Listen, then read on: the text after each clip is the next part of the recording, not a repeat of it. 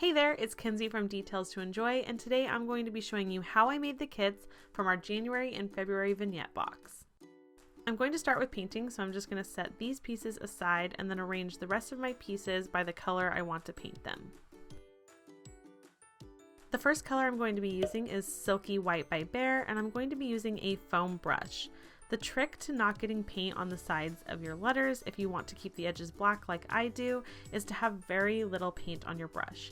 I top off almost all of the excess and I just have what's soaked into the sponge of the brush, and then I just lightly brush that over the surface of my letters. If I do get any paint on the sides, I'll just wipe it up with my finger or an alcohol wipe or a wet paper towel.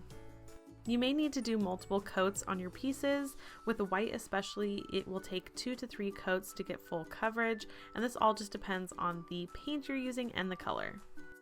To save a little bit of time in painting the insert, instead of using the foam brush, I'm going to use a foam roller instead.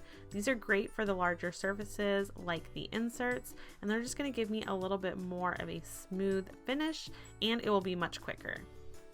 The next color I'm using is Mesa Peach by Behr, and I'm using this on my A inserts and on the larger heart.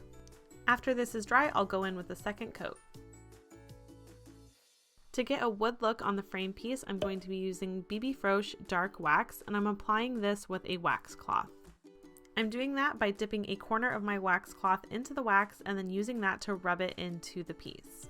Once the piece is covered, I'm using a clean part of the wax cloth to remove any excess wax from the piece.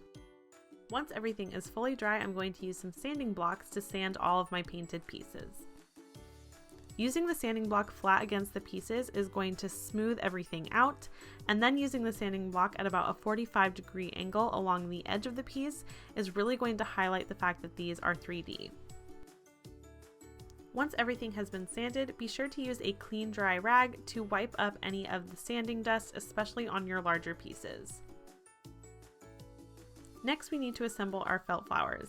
To do this, you're always going to start on the outside of the spiral, and you're going to start to roll the felt into a tight roll to create the center of the flower. Then as you move along and keep rolling, the petals are naturally going to start to fan out. Once I'm finished rolling the flower and I'm happy with the shape, I'm going to secure it all in place with some hot glue. At the center of the spiral, there's a little circle tab, and this is what we're going to press into the hot glue that we place on the back of the flower. So I'm just adding a little dab of hot glue and then pressing that tab in, and this is going to hold everything together. Then I'm going to repeat that process for the half-size flower. If you do have one that is shaped more like a C than a spiral, you're going to start with the thinnest end and work towards the thicker end, using that thick end the same way that you use the circle tab. Now it's time to start putting everything together. I'm putting my frame piece face down on the table and then using the peel and stick adhesive backing to attach the U piece to the back of the frame, making sure that all of the sides are lined up perfectly. Press down to make sure that everything is secure. Then I'll add my frame piece to the center of my insert, again using the peel and stick adhesive. Make sure that you're getting it placed in the center. You can lightly place the piece first, move it around as needed, and then press firmly to attach it. Then I'm going to decorate the front of my little frame piece with my felt flowers using hot glue to attach them, and then adding the little 3D MDF heart with the peel and stick backing. To assemble the Love You kit, I placed my template in the center of the insert and held it in place with some washi tape.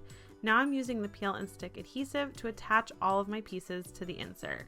Once I'm done, I can lift up the template to reveal my finished insert.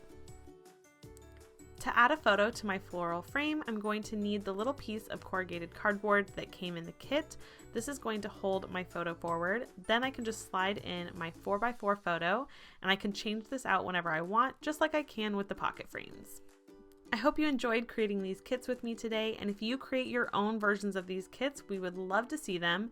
So be sure to tag us in your photos on social media. We're Details to Enjoy on Instagram and Facebook.